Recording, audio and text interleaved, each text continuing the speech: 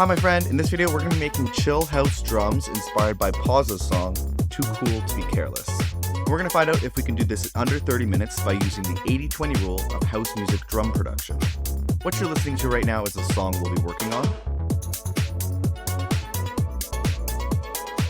And what you're looking at right now is the Ableton project file that we'll be working on. In particular, we're going to focus on this drum group right here. And we're going to go in order of the layers that I actually built them out, so you can follow along when you're building out drum tracks that sound something like this. Make sure you stick around to the end of the video because we'll be doing a full recap of the 80-20 rule so you can apply what you learn in this video to your own songs. Because all in all, the drums only took me about 30 minutes to create, and if we pull out here, you can see the song's been arranged, mixed, mastered, and ready to go, so they can be used in DJ sets or sent out to labels. If you want to finish songs faster just like this, I've made you a free bundle of templates, samples, and special bonuses that I use to completely finish one song like this every single week. Visit the link that's on screen now or in the description to grab your copy of the Ultimate Song Finishing Toolkit for free. And if you want to take things to the next level, you can also find a link to this video's project files in the description as well. With that said, let's jump into this.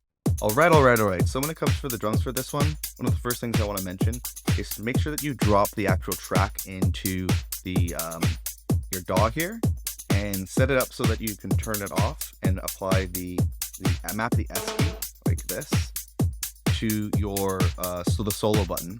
This way what you can do is you can flick back and forth to what you have and the reference. This way you can use that as like a starting point to make the decisions, and the main decisions you want to be making is first making sure you're hitting the right notes, the right drum hits, then selecting the right sounds, and then third selecting the right levels. This little procedure is going to be the way that you can really quickly emulate the drums and make sure that they're sounding professional to a high quality standard, just like that. So one of the first things that I'd like to do is build out the arrangement track. So here I have these empty MIDI clips up at the top, and I've just used these to break out where all the different sections of the song are. This comes in useful as you're building out the track against the reference, so you can jump to different portions of the song. So for example, a pretty useful thing to do is jump into the intro when you want to build out the drums, because there's usually a drum intro in the either intro or outro. That's super important. So let's get things kicked off with the kick drum, which is I think one of the more important elements. And there's two sections here really with the kick. I'm going to start off with the kind of main driving house drum bit, and then we'll get into like that kind of intro that has that cool kind of like, I don't know if it's like a break beat or what it is, but it's an interesting different part there. So first off, let's have a look and listen to just that main kick.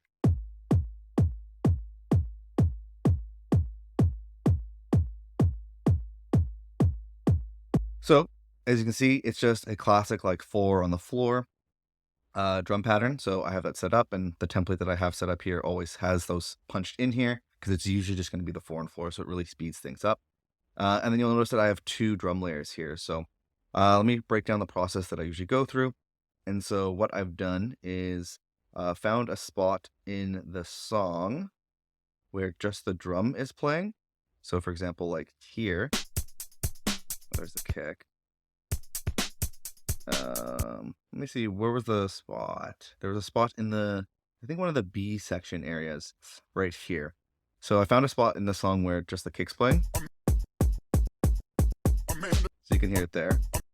And the idea is you can isolate it by pressing Command E or Control E so that it's just one kick drum sample like this.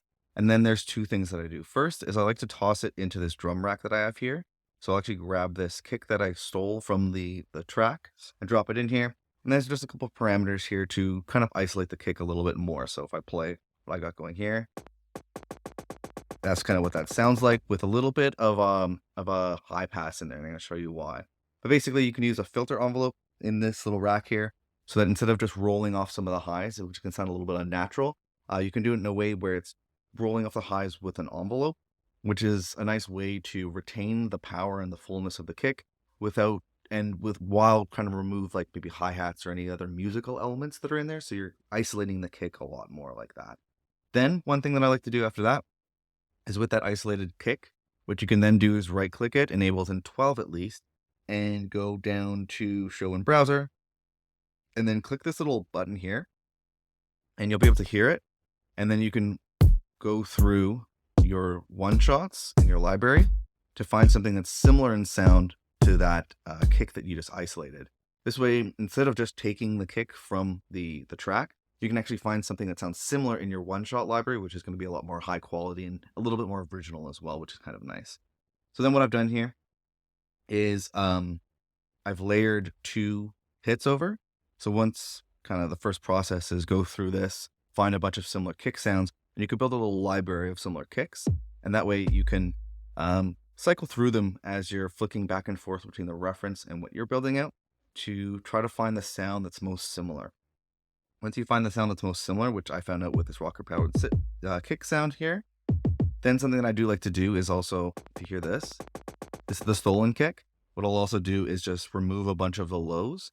This way you can layer the stolen kick on top of your one-shot kick so that way you have like the body and the fullness of the one-shot and a little bit more of like the mids and the high end and the character of the stolen kick, and blending them together like that is I find a really interesting, cool way to go about that. Then a little bit of extra processing here. I like using this drum bus here to add a little bit of saturation and add in this boominess here, which kind of adds a little bit of like a subby sound to the low end of the kick, which can make it sound a little bit more fuller, a little bit more professional. And then in this instance, I also used a high shelf filter to remove some of the highs in a more natural way. Sometimes with just like the full low pass filter, it can sound very intentionally like you can hear a lot of the highs getting cut off. This way, with the shelf, is a way to lower the high end with it being a little bit more subtle and a little bit more natural almost. So then that's the idea there. We end up with this kick like this. And then other than that, once you have the sound selection, the main thing is to flick back and forth. Got a spot here. Flick back and forth.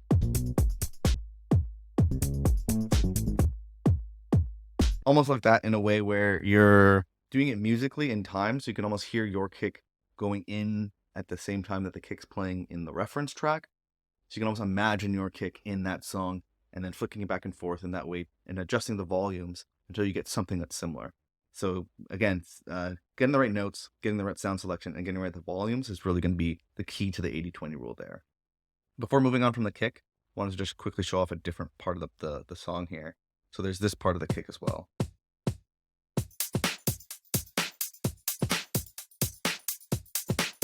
And then isolated. So for this, I decided to choose a different kick sound for this part of the song. So if we listen to the reference. So it sounds like a little bit, for me at least, when I had like that full, like kind of 4 on the floor kick, and then just cut off a bunch of the lows, it wasn't working well for me. So I ended up just choosing a separate kick entirely. And I got this little kick here that's like a lo-fi kind of kick. And that's kind of how the patterns change through some of the breaks and the intro. It's that like breakbeat kind of pattern. And then in like the main full parts of the song, it's just the 4 on the floor. So the next thing after that I added in was the snare. So what I'd recommend doing when you're going through this process is use your ear to decide what to you is like the next most important part of the song, or the drums in this instance.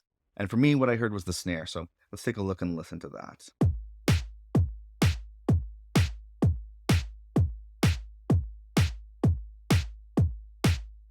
So for this, it's kind of the classic position where the snare usually is, which is on the 2 and the 4 of every beat. So again, I have a template that already is there and a drum rack with a bunch of different sounds that I usually like.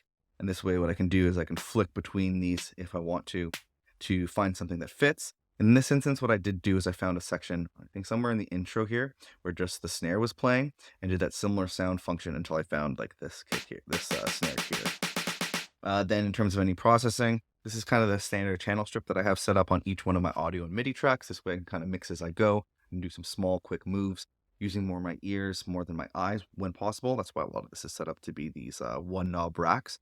So first off is a little bit of EQ. So we're removing a bunch of the low end to make sure that there's room for the kick and the bass. Then I'm using this transient shaper, which is this free kilohertz transient shaper. I've just mapped the main knobs to this Ableton rack. So I'm just quickly adjusting it with my ears instead of opening things up and getting distracted by the user interface. What we're doing here is removing some of this the same, which kind of tightens up the sound quite a bit. Like that tail end of the sound, it tightens it up, which I think helps kind of make the drum sound a lot more tighter and cohesive by nature. And then what we have running into that is this Ableton saturator. The saturator just kind of filling out the sound a little bit and adding a little bit of grit and texture. But other than that, the main thing again with this element is flicking back and forth really focusing on the snare, trying to get the volume as correct as possible. So again, notes, sound selection, and then volume. Then to my ear, the next thing I heard was the hi-hat. So let's take a look and listen to that.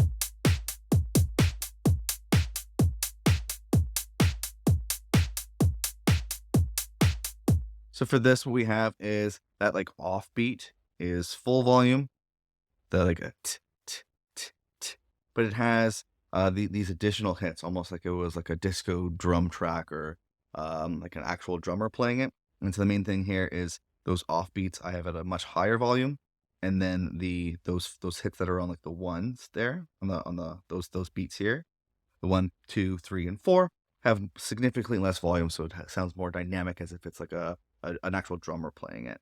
In this instance, what I did was I used the drum rack that I've built out, which you can get access to with the project files as well as all of this, and just flick between those sounds as I was jumping back and forth between the reference, very much like this.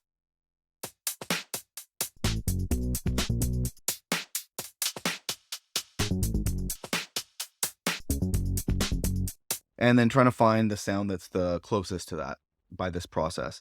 In this rack that I have, you can actually also do that with this little, oh, frick. You can also do it with this little selector. So this will move the sound. So like this as well. So that's another option to do it. I usually actually honestly like to do it in the actual MIDI clip, but it's nice to have a few options there. So once the pattern and the sound was selected, then the main thing was the volume. And again, that's by flicking back and forth, within the reference, really trying to focus on the hi-hat. Just like that.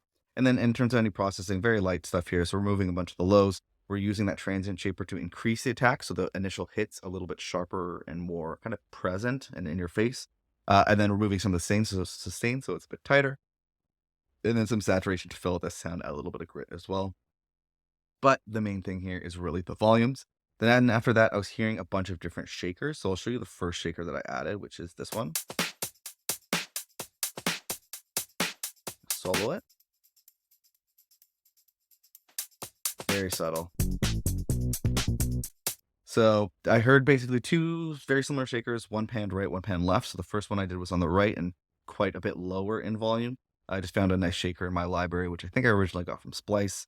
We're moving a little bit of the lows, and we have this side chain here. So the side chain is what you're most likely used to hearing in dance music and other tutorials like this.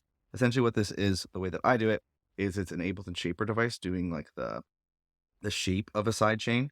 It's going to quarter notes, which is the note value that the kick is hitting. So, and then it's just ducking the volume at that rate, that interval. And then this way you don't have to like grab a compressor and adjust all the compressor settings and route it to the kick. This way you just have this doing a very similar functionality without any of that routing, and you can just dial it in with one knob. So that's my preference there. It's a lot faster, mixing as you go, these quick little one knob movements. That's a big key, I feel like, in finishing songs a lot faster, setting things up with these templates and just doing quick moves here, not getting too bogged down in too much of the details.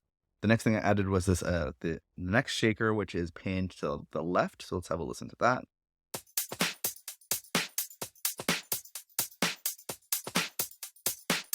And solo it. So for this one, I made it a lot louder in the mix. And in terms of the processing, it's very similar. Just moving some of the lows. I've dialed up the sidechain a little bit more in an effort to try to get rid of that kind of like hi-hat hit that's playing in there. Could have went into the envelope here and adjusted that, and like by bringing down the envelope just on these hits. So just the shakers coming through. But I kind of like the additional little bit of groove that was coming out from that additional kind of hi-hat hit. And then a little bit of drive to fill it out a little bit. And then other than that, the other thing is that during some of the parts here, there's this additional little shaker here. So let me play this for you. I'll show it here.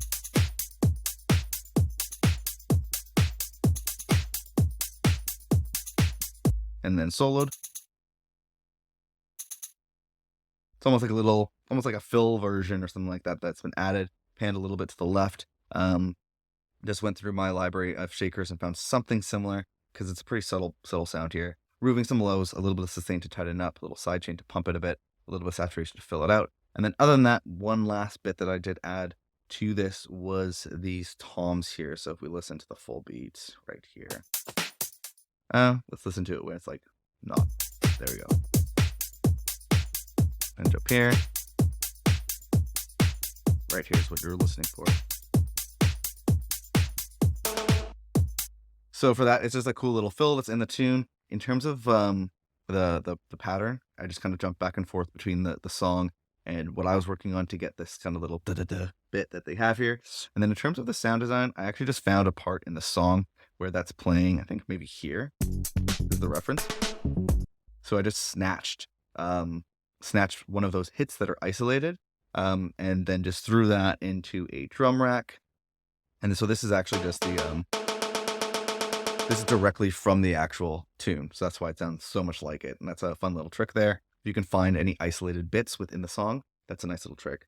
And then we're just removing a bit of the lows. But yeah, that's really just a look at the drums there. It's fairly simple. It's very cool. It's very drum machine-y. But it's got a nice, chill, tight little groove going on. And before we jump into the 80-20 rule, so we can do a full little recap of everything you've learned here and so you can apply it to your drums, just want to mention that this video is sponsored by our good friends over at Rocket Powered Sound. They hooked us up in particular the kick drum sound that you're hearing here, and it's from their Ultimate Sample Pack, which is a sample pack filled with 1,000 different iconic and usable sounds.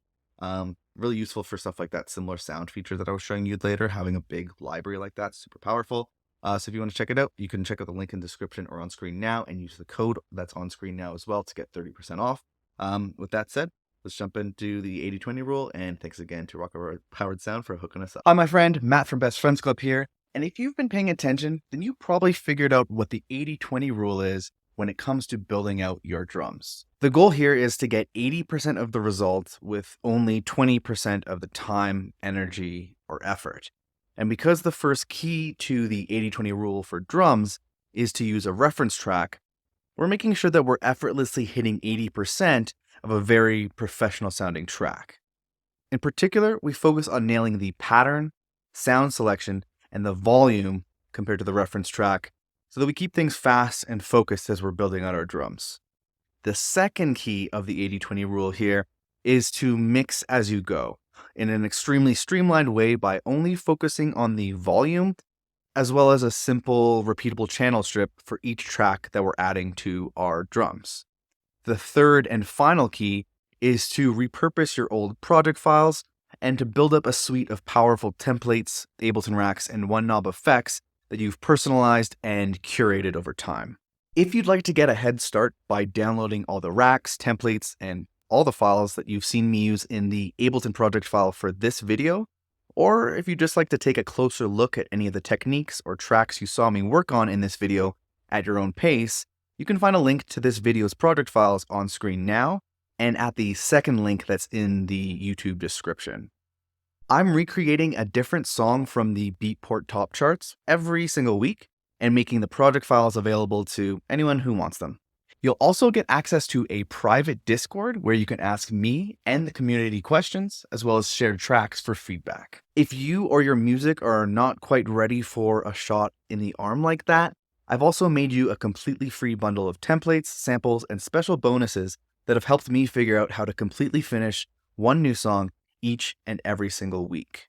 And you can grab that free Ultimate Song Finishing Toolkit by visiting the first link that's in the YouTube description here. However, if you just feel like staying on YouTube for now, that's totally fine. Save that link for later and check out this playlist of videos where I remake drums from other songs from the Beatport top charts.